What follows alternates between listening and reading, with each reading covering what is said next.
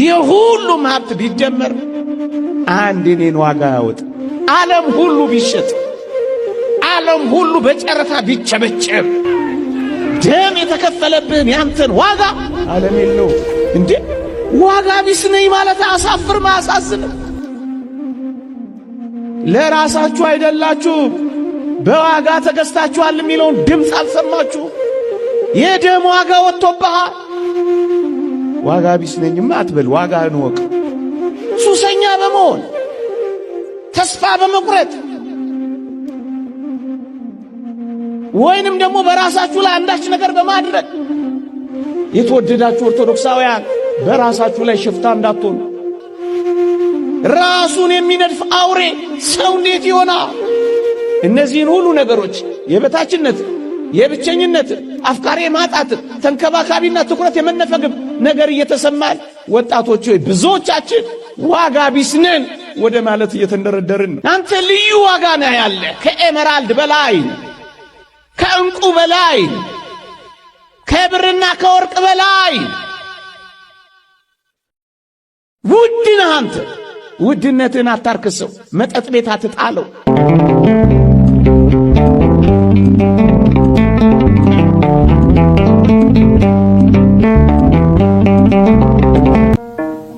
ርዕስ አርጌ ሰጠዋችሁ ተቤዥቼሃለሁና አትፍራ፣ በስምህም ጠርቼሃለሁ አንተ የኔ ነህ የሚል ነው።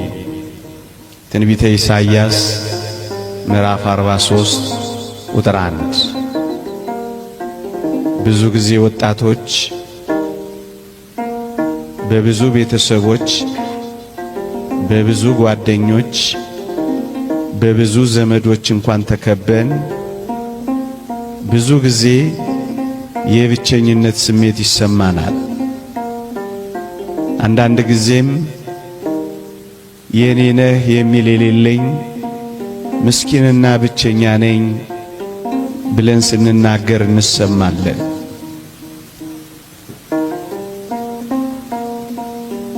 ወላጆቼ፣ ዘመዶቼ፣ ቤተሰቦቼ የኔን ዓለም አያውቁትም።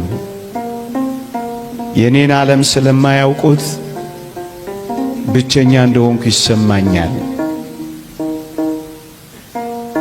አካባቢ ያሉ ታላላቆቼ ሁሉ የኔን ዓለም ይጸየፉታል። እኔ የምኖረውን ስለማይረዱኝ ብቸኛ እንደሆንኩ ይሰማኛል። ዓለሜን አያውቁትም ብለን ብዙ ጊዜ ወጣቶች የኔ ነህ የሚል እንዳጣን ስለሚሰማን በድብታና በመቆዘም እንኖራለን። ይህን የእግዚአብሔርን ቃል ላሰማችሁ ፈልጌ ነው። በስምህ ጠርቼሃለሁ አንተ የኔ ነህ የሚል አምላክ አለን። ወጣቶች ልክ ነው። ምናልባት ወላጆቻችን፣ ምናልባት ቤተሰቦቻችን፣ ምናልባት ዘመዶቻችን ወደ እኔና ወደ እናንተ ዓለም አልገቡ ይሆናል። የኔና የእናንተን ዓለም አያውቁትም ይሆናል። ከኔና ከእናንተ ዓለም ርቀው ሊሆን ይችላል። ግን አንድ እውነት ልንገራችሁ፣ የተወደደ መድኃኒታችን ኢየሱስ ክርስቶስ ዓለማችሁን ያውቀዋል። ወደ እኔና ወደ እናንተ ዓለም ወርዷል። ከኔና ከእናንተ ዓለም ጋር ተዋውቋል። ወደዚህ ወደ ተዋረደው ሥጋችን እንኳን ሳይቀር ገብቷል። የኔና የእናንተን ሰውነት እንኳን ወስዷል። ዓለማችንን አምላክ አለን። በረታችንን እንኳን ሳይቀር ቀምሶታል። ከኔና ከናንተ መካከል በሽታና በክርፋት ውስጥ የተወለደ ማን አለ? የኔና የናንተን የመጨረሻ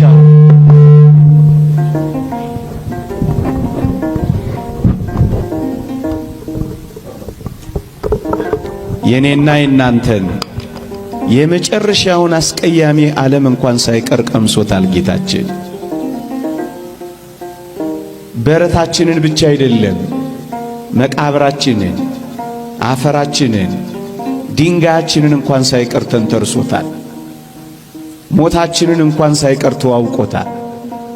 ይሄ ብቻ እንዳይመስላችሁ፣ በበረት በመቃብር ብቻ አይደለም፣ እግር በእግር የገባንበት ሲኦል እንኳን ሳይቀር ገብቶ ሲኦላችንን እንኳን ተዋውቆታል። ወጣቶች፣ ምናልባት ወላጆቻችሁ፣ ምናልባት ዘመዶቻችሁ፣ ምናልባት ታላላቆቻችሁ ዓለማችሁን እንደማያውቁት ቆጥራችሁ ብቻችሁን የሆናችሁ እንዳይመስላችሁ። የኔና የእናንተን ዓለም የተዋወቀ አምላካችን ክርስቶስ ነው አንተ የኔ ነህ የሚለው። ብዙ ጊዜ ወጣቶች የብቸኝነት ስሜት እንዲሰማን ከሚያረገን ነጥብ አንዱ ስሜቴን የሚረዳኝ፣ ፈቃዴንና ዝንባሌን የሚያውቅልኝ፣ ድካሜን እንኳን ቦታ የሚሰጥልኝ የሌለኝ በጣም ምስኪንና ብቸኛ ነኝ ብለን ነው ብዙ ወጣቶች የብቸኝነት ስሜት የሚሰማን።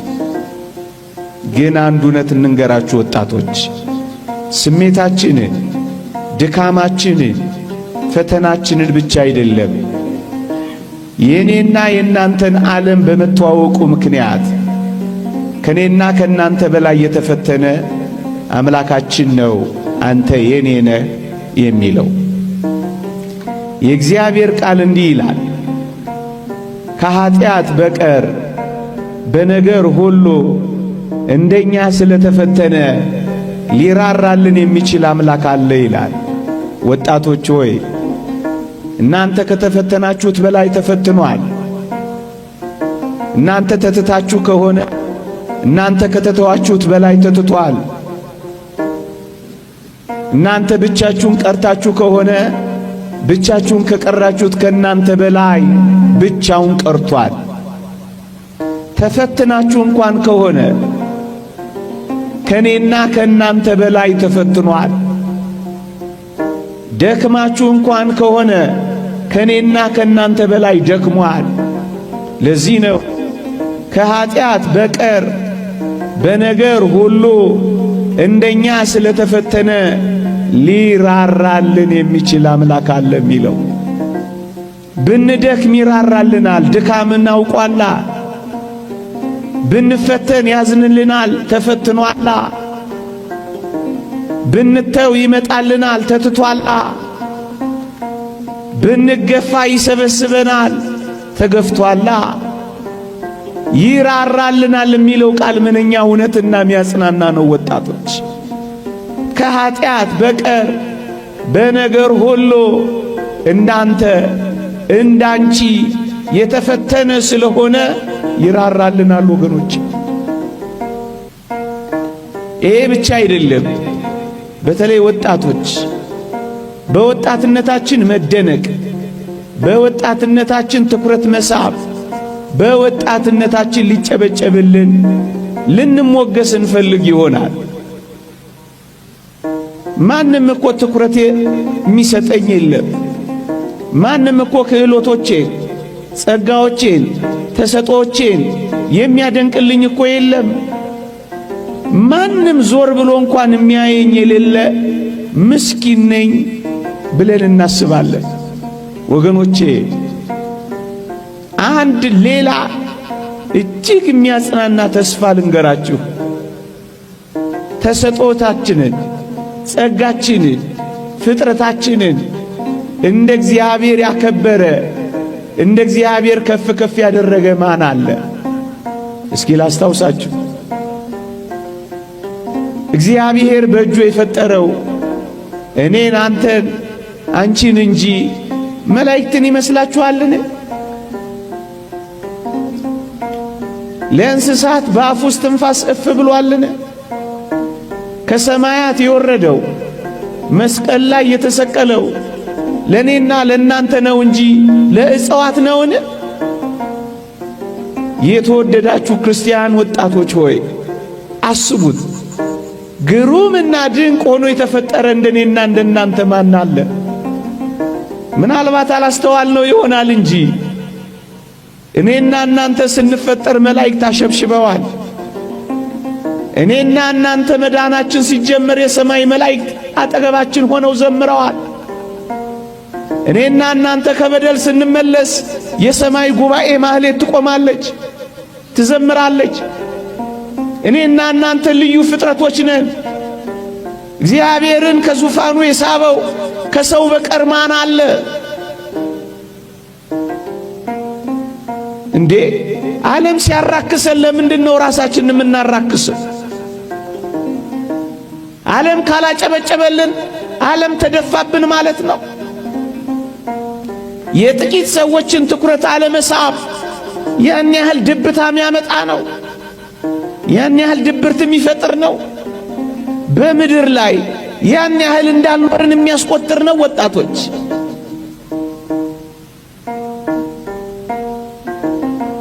ለዚህ ነው እኮ ዘማሪው ዳዊት ግሩምና ድንቅ ሆኜ ተፈጥሬያለሁና አመሰግንሃለሁ የሚለው።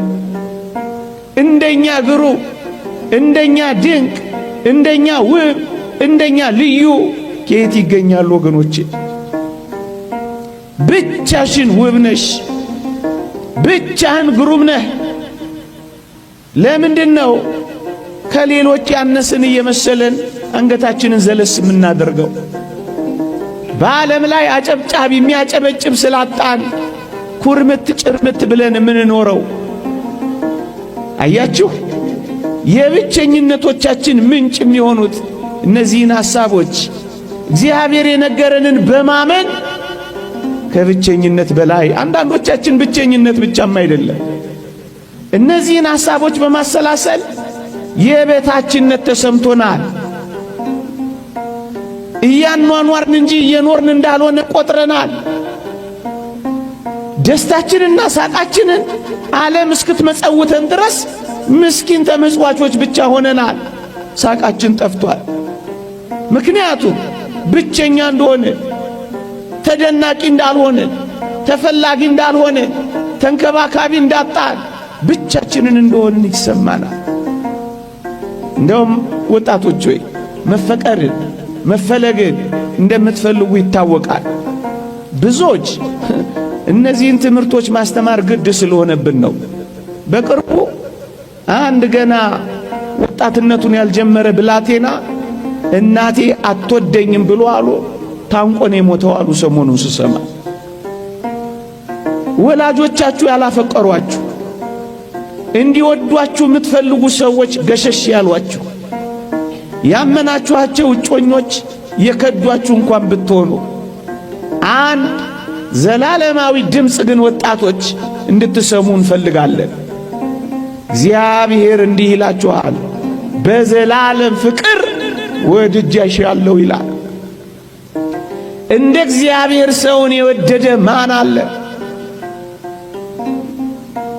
ይህ ድምፅ ከፍ ብሎ ካልተሰማ እውነት ነው ጥቂት ሰዎች ሲያኮርፉ ትሰበራለህ። በአንድ እጅ ጣት የማይቆጠሩ ሰዎች ፍቅር ሲነግፉ እንክትክትህ ይወጣል። ይህንን ድምፅ ግን ስማው፣ በዘላለም ፍቅር ወድጄሻለሁ ይላል። ምናልባት እኛ ያጣነው በዚህ ዓለም ላይ ያሉ የጥቂት ሰዎች ፍቅር ነው። ያውም ሰጥተው የሚጎልባቸው፣ መጽውተው የሚያንስባቸው፣ በጣም ደካሞች የሆኑ ምስኪንና ድሆች የሆኑ ሰዎች ፍቅር አጣን ብለን ነው ራሳችንን እያጣን ያለ ነው። እውነት በዘላለም ፍቅር ወድጄሃለሁ የሚለው ባለጸጋው እግዚአብሔር ነው። ወገኖቼ ወጣቶች ሆይ መለወጥ አይደለም መለዋወጥ ባለበት በዚህ ዓለም ፍቅር ማጣት ለምን ራሳችሁን ታጣላችሁ? ለምን ለራሳችሁ ዋጋ መስጠት ታጣላችሁ? መለወጥ የሌለበት ያውነት እግዚአብሔር እንደሚያፈቅራችሁ እየነገራችሁ፣ እግዚአብሔር ያወዳችኋል፣ እግዚአብሔር ያፈቅራችኋል። መለወጥ የሌለበት ያውነት ማለዳ ወዶ ማታ ሚከዳ አይደለም። ስቆም ያስለቅስ አይደለም። ሰጥቶ ጀርባ የሚነፍግ አይደለም። ሁሌ የሚወድ ሁሌ የሚያፈቅር ፍቅሩ የማይቀንስበት ወረት የሌለበት ፍቅር በዘላለም ፍቅር ወድጄሃለሁ ሲልህ ማስማው። ጥቂቶች ትኩረት ስለነፈጉን ለራሳችን ትኩረት ምን ነፍገው ለምንድን ነው? ወገኖቼ እንኳን የሩቆች የእናት ፍቅር እንኳን ሊቀዘቅዝ ይችላል። አድሎ ሊኖርበት ይችላል። ስትሰጥና ስትነፍቅ ሳቃቸው ወላጆች፣ ቤተሰቦች ምናልባት ሊቀየሩብህ ይችላሉ። አድሎ የሌለበት እውነተኛ ፍቅር ግን እወድሻለሁ እወድሃለሁ ሲል ስማ። እኔ በጣም ነው የሚደንቀኝ። በመንኮራኩር የተፈጩትን እኩል ከኛ ጋር ሲያፈቅር አይገርምም? ደማቸውን ያፈሰሱትን ላባችን ከምናፈሰው ጋር እኩል ሲያፈቅር አይገርምም? 24 ሰዓት በትጋሃ ሌሊት የሚኖሩትን አንኮራፍተን የምናድረው ድንጋይ የሚንተራሱትን ደንገል ተንተራሰን ከምንተኛው ጋር ሁላችንንም እኩል ማፍቀሩ አይገርምም? ይሄ ፍቅር ነው፣ አድሎ የሌለበት ፍቅር። አንተንም ይወድህ አንቺንም ያፈቅርሽ። ለምንድን ነው የዚህን የምድር ፍቅር አጣን ብላችሁ ራሳችሁን የምታጡት? ለምንድን ነው ሰማይ ከምድር የተደባለቀባችሁ እስኪመስላችሁ ድረስ በዝምታ በመሰበር የምትኖሩት? ወገኖቼ እንኳን የኔና የናንተ 1 2 3 ሰው በደል ቀርቶ የዓለሙ ሁሉ በደል ፍቅሩን እንዳለወጠበት አላያችሁ? ሀባህሎት ብዝት ኃጢአት በየትበዝ ጸጋ እግዚአብሔር። ኃጢአት በበዛችበት የእግዚአብሔር ጸጋ እንደበዛች አልሰማችሁ? የሚወድና የሚያፈቅር አምላክ እንዳላችሁ ድምፁን አትሰሙትም? እኛን በማፍቀር የሚኖር አምላክ እያለ ለምን ራሳችንን በመጥላት እንኖራለን? ስለኛ የተሰቀለ አምላክ እያለ እኛ ገመድ ላይ መንጠልጠል ይገባናል? የተወደዳችሁ ክርስቲያኖች የሞተልን አምላክ እያለ እኛ ራሳችንን መግደል ይገባል? መራራ ሐሞት የተጎነጨ ጌታ እያለ መርዝ መጠጣት ይገባል? እውነት እንነጋገር ከተባለ ዲያብሎስን ከሚያህል አውሬና ሽፍታ ካዳነን በኋላ እናንተም ሽፍታ ትጠሉ የለ? እናንተም አጋሽ ትጠሉ የለ? ሱሰኛ በመሆን ተስፋ በመቁረጥ ወይንም ደግሞ በራሳችሁ ላይ አንዳች ነገር በማድረግ የተወደዳችሁ ኦርቶዶክሳውያን በራሳችሁ ላይ ሽፍታ እንዳትሆኑ። ሽፍታ ከጠላችሁ የራሳችሁ ሽፍታ መሆንን ጥሉ። እንዴ አውሬ ትጠሉ የለ እንዴ? አውሬ ትሸሹ የለ እንዴ? ታዲያስ ለራሳችሁ እንዴት አውሬ ትሆናላችሁ? በመጠጥ ሱስ ጉበታችሁን የምታፈርሱ፣ በሐሺሽ የምትደነዝዙ፣ በገመድ የምትታነቁ፣ በመርዝ አንጀታችሁን የምትበጥሱ ለምን ትሆናላችሁ? ሰው በራሱ ላይ አውሬ ይሆናል። እኔ አልሰማው አንበሳ ራሱን ሲያጠፋ ላየው፣ እባብ ራሱን ሲነድፍ አልሰማንም። ራሱን የሚነድፍ አውሬ ሰው እንዴት ይሆናል? ፍቅር ሳያጣ እንክብካቤ ሳያጣ እንደ እግዚአብሔር ሰውን ያከበረ የለም። እንደ ሰውም ዛሬ እግዚአብሔርን የናቀ የለም። እውነት እንነጋገር ከተባለ በዘላለም ፍቅር የሚወድ አምላክ እያለ ሰው እንዴት ራሱን ይጠላል? ሰው እንዴት ራሱን ዋጋ ያሳጣል? ዓለም ዋጋ ካሳጣችሁ እውነት ነው ብለን እንዳታስብ። የዓለም መመዘኛ ሌላ ነው። እነዚህን ሁሉ ነገሮች የበታችነት፣ የብቸኝነት፣ አፍቃሪ ማጣት፣ ተንከባካቢና ትኩረት የመነፈግም ነገር እየተሰማን ወጣቶች ሆይ ብዙዎቻችን ዋጋ ቢስ ነን ወደ ማለት እየተንደረደርን ነው። እኔማ ዋጋ ቢስ ነኝ፣ ምን ዋጋ አለኝ? ብዙዎቻችን እንዲህ አይነት ድምፅ ማሰማት ጀምረናል። የምር እንነጋገር ከተባለ ዋጋችንንማ እንወቀው። ዋጋ ተለጥፎበት ዋጋውን የማያውቅ እንደ ሰው ማን አለ? እንደ ቡቲክ ዋጋ ተለጥፎብሃል አንተ። እንዴ ተነቅሰዋል እኮ ዋጋህ። አንገትሽ ላይ አንጠልጥለሽዋል እኮ ዋጋሽ። ልብስሽ ላይ ተጠልፈሽዋል እኮ ዋጋሽ። የኔና የናንተ ዋጋ አንድ አስደናቂ ዋጋ አለ። እሱስ ቀራንዮ ነው። የአምላካችን ደም ነው። እንዴ ዋጋ ቢስ ነኝ ማለት አሳፍርም አያሳዝንም? ለራሳችሁ አይደላችሁም በዋጋ ተገዝታችኋል የሚለውን ድምፅ አልሰማችሁም? የደም ዋጋ ወጥቶብሃል። ዋጋ ቢስ ነኝማ አትበል፣ ዋጋህን ወቅ። የምር እንነጋገር ከተባለ ዓለም ሁሉ ቢሸጥ ያንተን አንዱን ዋጋ ያወጣል። እንኳን የቢል ጌትስ ሀብት ፎርብስ መጽሔት ላይ ያሉት የሁሉም ሀብት ቢደመር አንድ የኔን ዋጋ ያወጣል። ዓለም ሁሉ ቢሸጥ፣ ዓለም ሁሉ በጨረታ ቢቸበቸብ ደም የተከፈለብህን ያንተን ዋጋ ዓለም የለው።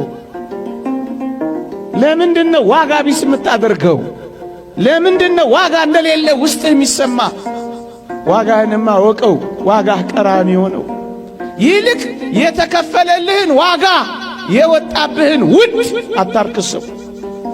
አንተ ልዩ ዋጋ ነህ ያለ፣ ከኤመራልድ በላይ፣ ከእንቁ በላይ፣ ከብርና ከወርቅ በላይ ውድ ነህ አንተ። ውድነትን አታርክሰው። መጠጥ ቤት አትጣለው። ከቆርጊ ጋር አትጥረገው።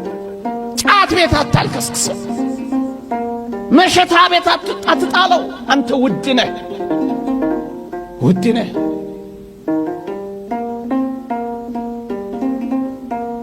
ቅዱስ ጳውሎስ እንዲህ ይላል፣ የሙሴን ሕግ የናቀ ሰው 2 ወይም 3 ሰው ቢመሰክርበት ያለ ርኅራኄ ይሞታል ይላል። የኪዳኑን ደም ያከፋፋ እንደ ርኩስ ነገር የቆጠረ እንዴት የሚብስ ቅጣት የሚገባው ይመስላችኋል ይላል። ይሄንን ደም ማክፋፋት፣ ዋጋችሁን ማሳነስ እንዴት ያሳፍራል! ብቸኛው የበታች ሆንኩ፣ ዋጋ ቢስ ሆንኩ ብላችሁ እንዴት አድርጋችሁ ነው በዓለም ፊት ርካሽ እንደሆናችሁ የምታስቡት? ዋጋችን በጣም ይሄንን ለቃላት ለመሸንገል እናንተን ለማታለል እምለው እንዳልሆነ እግዚአብሔር ያውቃል። ከምናገረው በላይ ነው ይሄ እውነት። ቃላት የሚገልጸው አይደለም ይሄን እውነት። እንዴ አንድ ሳብጀክት ኤፍ አመጣህ ማለት ዘመን ሁሉ መጨለም አለበት? ማትሪክ አላመጣሽም ማለት ሰማይ ምድር ይደባለቃል ማለት ነው? ሥራ ማጣት ማለት ራስን ማጣት ነው? በጮኛ መከዳት ማለት ሁሉ ነገር መተረማመስ ነው? አይደለም በፍጹም። ያንተን ጥቂቷን ያክል እንኳን አሁን የጠቀስኩት አያወጣም። ምናልባት ማለዳውን ሊደብር ይችላል እንጂ ዘመንን ሁሉ ያጨራምታል። አንተ ውድ ነህ በጣም፣ አንተ ልዩ ነህ በጣም። ይሄንን አለማወቃችን ነው ብዙ እየጎዳን ያለው ኦርቶዶክሳውያን።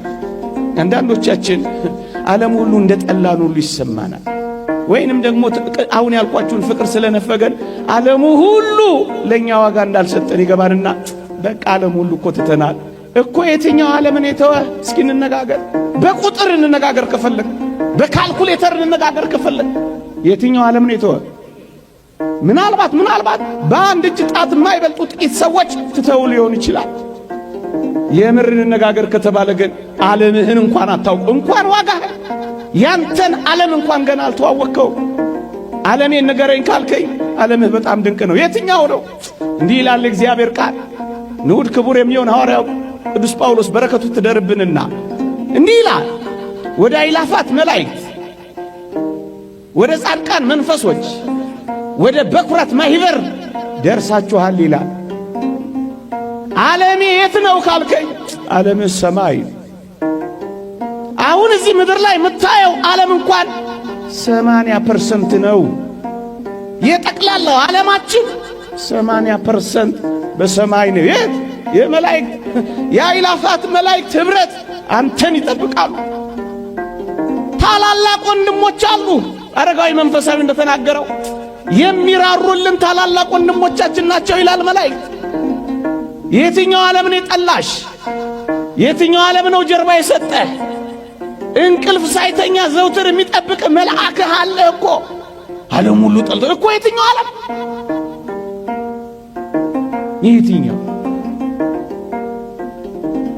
የትኛው ዓለም ነው የጠላ? በገነት ያሉ ነፍሳት በብሔረ ሕያዋን በብሔረ ብፁዓን ከገጸ መሬት ተለይተው የሚኖሩ ግሁሳን የኔና የናንተ ዓለም ልዩና ብዙ ነው ወገኖቼ። ቁጥር የማይቆጥራቸው ናቸው። እኛ የከፋን እዚህ ዓለም ላይ ባሉ ጥቂት ሰዎች እኮ ነው የከፋን። ዓለም ሁሉ የጠላን መሰለ። ቅዱስ አትናቴዎስን ምን አሉት መሰላችሁ? አትናቴዎስ ሆይ ዓለም እኮ አይወድህም አሉት አሉ። ብቻውን የነበረ በረከቱ ትደርብንና አትናቴዎስ ንገሯት ለዓለም እኔም አልወዳትም አላሉ። ይልቅ ንገራት አንተም እንደማትወዳት፣ ጅማሬዋ ደስ ቢያሰኝም ፍጻሜዋ እንደማያምር ንገራት። ወቅታ እንደምትጥል ለሕይወት እንደማትፈልግ ንገራት። ውበት የሌላት ምስኪንና ጎስቋላ መሆኗን ንገራት። ማሌ ሶሎም ላይ እንዳለችው እንደዛች ሙሽሪት ፀሐይ መልኬን አክስሎታልና አትዩኝ እንደምትለው አላይሽም አታምሪም አትላት። ለምንድነው የምትልመጠመጥባት? ለምንድነው እግሯ ስር ወድቀ የምትለምናት? አንተ ከዛ በላይ ሌላ ዓለም አለ። እንደውም ልንገር፣ ንዑድ ክቡር የሚሆን ሐዋርያ ጳውሎስ ዳግመኛ እንዲህ አለ፣ ክርስቶስ በእናንተ ውስጥ እስኪሳል ድረስ ምጥ ይዞኛል አለ። ምጥ የሚያዝ ታላቅ ወንድም አለ። ይህን ታውቃለህ? ሐሳቡን አንተ ይህን ዓለም ተዋወቁት ወጣቶች። ምጥ የሚያዝ ክርስቶስ በልብ እስኪሳል ድረስ ምጥ የሚያዝ የሚጨነቅ የሚማልድ ወንድም አለህ። ዓለም ሁሉ ይተዋሃ እንኳን ተወህ እንደው ዓለም እኮ አይወድህም እኮ። ዓለም እኮ የትኛው ዓለም ነው የሚመዝንላችሁ? ድል የነሳ የሰማዕታት ዓለም አይሻልም? እሱ ስላንተ ያስባል፣ እሱ ስላንተ ይጨነቃል፣ ስትመለስ ይዘምራል። ዓለምህማ ልዩ ነው። ታዲያስ ዋጋ ቢስ አታድርገው። ሰውዬ ምንድን ነው የሚለው? የዚህ ዘመን መከራችንን አያውቀው። ምን እያልክ ነው የምታወራው ልትሉ ትችላላችሁ። ምናልባት ከአንዳንዶቻችሁም ፈቀቅ ያለ መከራና ፈተና ሊገጥመኝ የሚችል ይሆናል። የትኛውም መከራና የትኛውም ፈተና ይግጠም። ሁለት ቁም ነገሮችን ነግሬ ላብቃ። በሞቴ ስሙኝ። መከራ ስትቀበሉ ወጣቶች፣ ዛሬም ወደፊትም በሕይወታችሁ ሁሉ መከራ ከገጠማችሁ አንድ ማለፊያ መንገድ ልንገራችሁ። መከራችሁን ከክርስቶስ ጋር አሳልፉት። መከራችሁን ከክርስቶስ ጋር አብራችሁ ተቀበሉት ነው ምላችሁ። እንዴት? ንዑድ ክቡር የሚሆን ሐዋርያ ጳውሎስ እንዲህ ይላል፣ ከክርስቶስ ጋር ተሰቅያለሁ። እኔ አሁን ሕያው ሆኜ አልኖርም፣ ክርስቶስ ግን በእኔ ይኖራል። አሁንም በሥጋ የምኖርበት ኑሮ በወደደኝና ስለ እኔ ራሱን በሰጠው በእግዚአብሔር ልጅ ላይ ባለ እምነት የምኖረው ነው ይላል። ከክርስቶስ ጋር ተሰቅያለሁ። ብቻዬን ምን አደርጋለሁ አትለው? አብረን መከራ ብንቀበል አብረን ደግሞ እንከብራለን፣ አብረን ደግሞ እንወርሳለን ይላል። አብረሽ አብረን በምስጋና በአኮቴት የሰይጣንን ውጊያ የዚህን ዓለም መከራ ከተቀበልከው እመነኝ ከመስቀሉ መከራ ጋር ይደምርልሃል። ከቁስሎቹ ጋር አብረ ያቆስልሃል። ቁስልህ ነው አይሰማል። አብረህ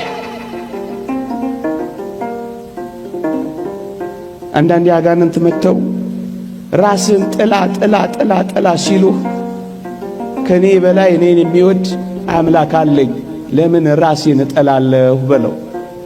አንዳንድ አጋንንት በጆሮ እየመጡ ሙት ቢሉ እንኳን ከክርስቶስ ጋር ሕያው ሆናለሁ በለው። አንዳንድ ጨካኞች ናቸው፣ ይመጡና ተሰቀል ሊሉ ይችላሉ። ብቻዬን ተሰቅዬ ምን አደርጋለሁ አትላቸው። ራስን አጥፋ ሲሉ ለምን እኔ ከክርስቶስ ጋር እኖራለሁ ብለ አፋቸውን አታዘጋቸው። የትኛው መከራ ውስጥ እንኑር ከክርስቶስ ጋር እናሳልፈው። ይሄ ማለፊያችን ነው። ይሄ የክብር በራችን ነው። ወጣቶች ፈተናችንንስ አልተረዳኸው? ኧረ በደንብ ነው የምንረዳው። ኧረ በደንብ ነው ማውቀው። ለዛም ነው እኮ የምንጮኸው ፈተናችንን ስለምንተዋወቅ። ግን ወጣቶች ሆይ ክርስቲያን ሆናችሁ እንደ እግዚአብሔር ፈቃድ ኖራችሁ በጽኑ ፈተና ውስጥ ካላችሁ ማክሲመስ የተባለ ሊቅ ለምን ፈተና እንደመጣባችሁ ይነግራችኋል። እንዲህ ይላል። ምን ይላል? ፈተና በአንዳንዶች ዘንድ ከቀደመ ኃጢአታቸው ሊያነጻቸው ይመጣል ይላል። ክርስቲያን ሆነሽ የምር ፈተና ከተቀበልሽ ኃጢአትሽን ሊያነጻልሽ መጣልሽ። እሰይ በይዋ።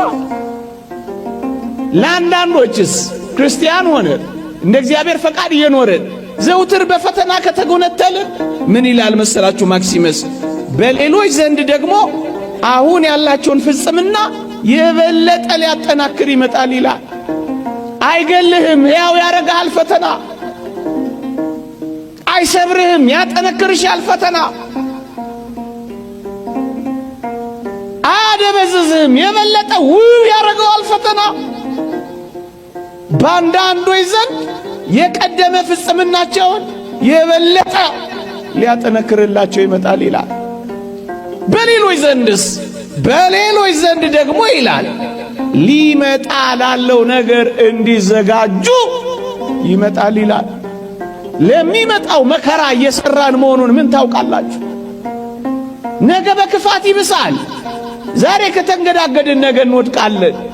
እግዚአብሔር ለነገ ሲያጠነክረን አሁን በፈተናዎች በወጀቦችና በአውሎ ንፋሶች መካከል ሊያሳልፈን ይችላል።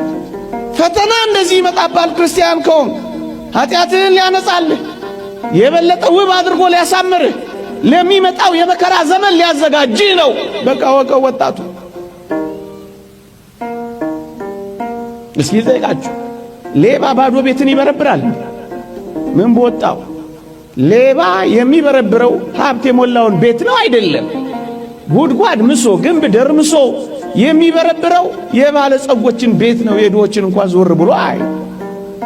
አጋንንት የፈተና ውጊያ ከከፈቱብህ ወይም ካስጨነቁሽ አንድ ነገር ትዝ ይበልሽ፣ አንቺ የሃይማኖት ባለጸጋ ነሽ።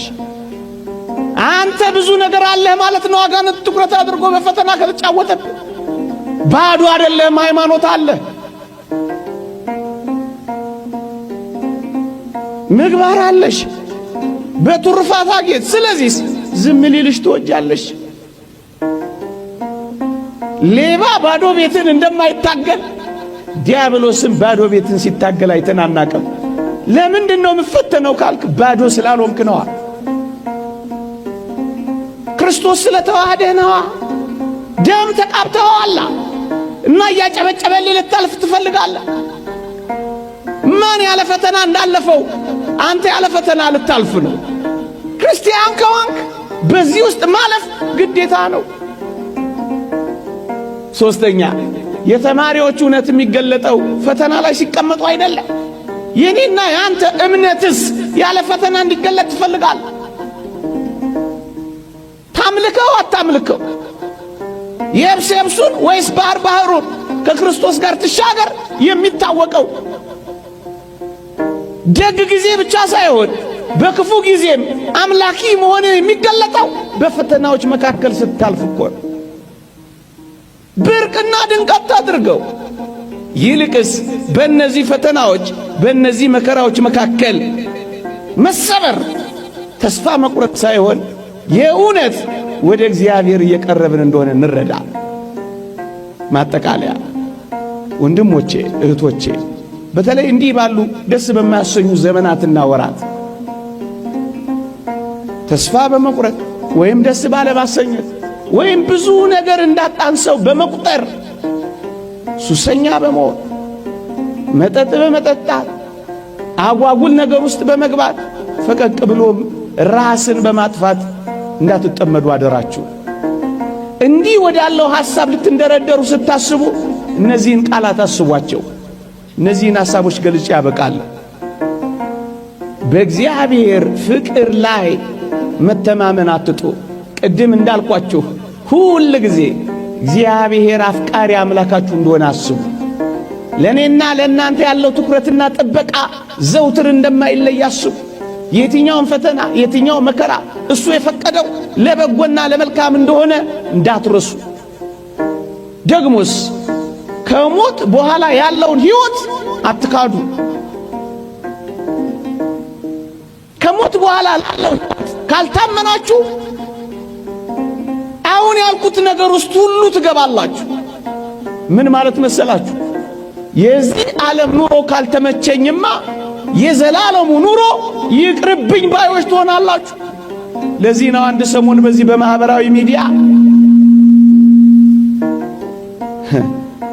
ብንሄድ ይሻለናል የሚል የሆነ ዘመቻ ቻሌንጅ ጀምረው ነበር አንዳንድ ወንድሞች።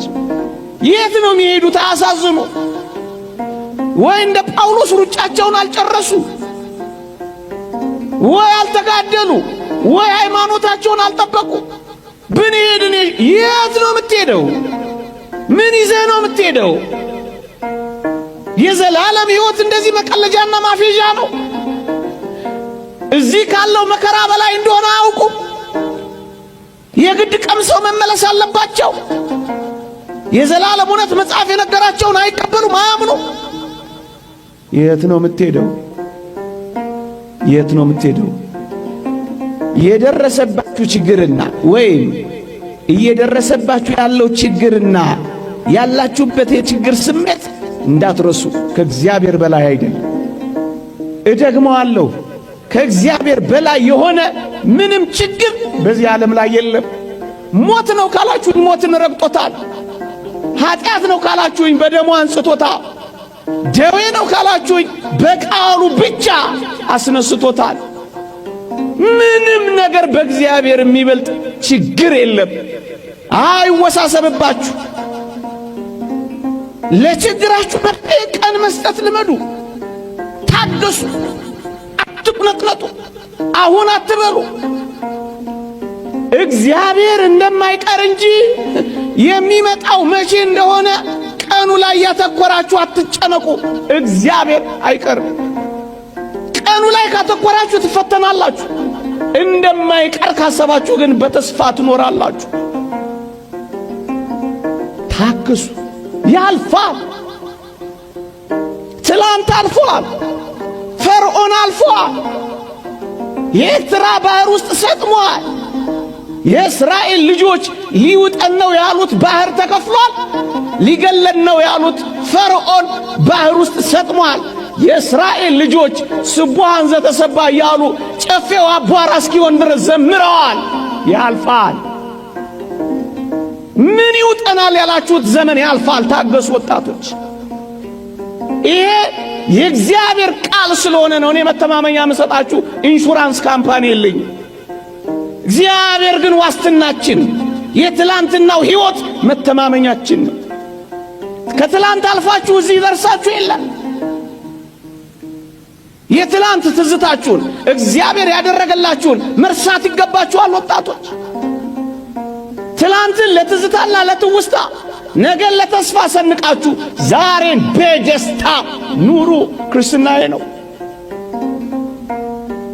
ታገሱ። እኔ ልጅ ያለው HIV ኤድስ የሚባል በሽታ ነበር።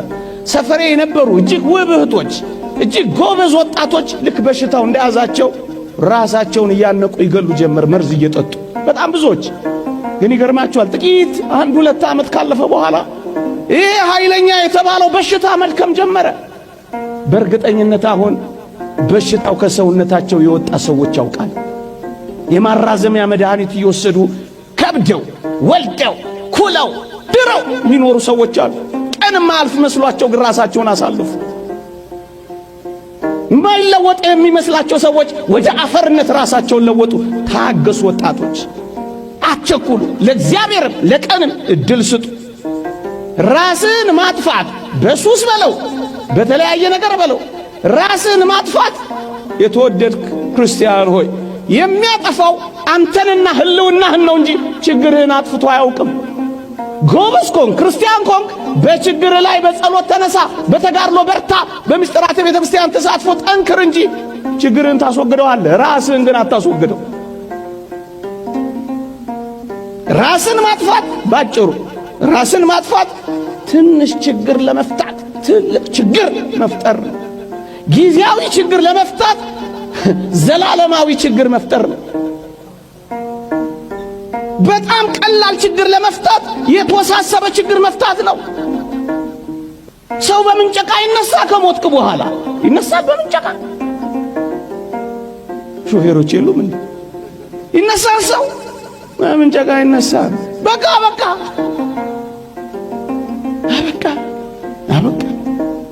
ለጊዜያዊ ችግር ቋሚ ችግር አትፍቱ።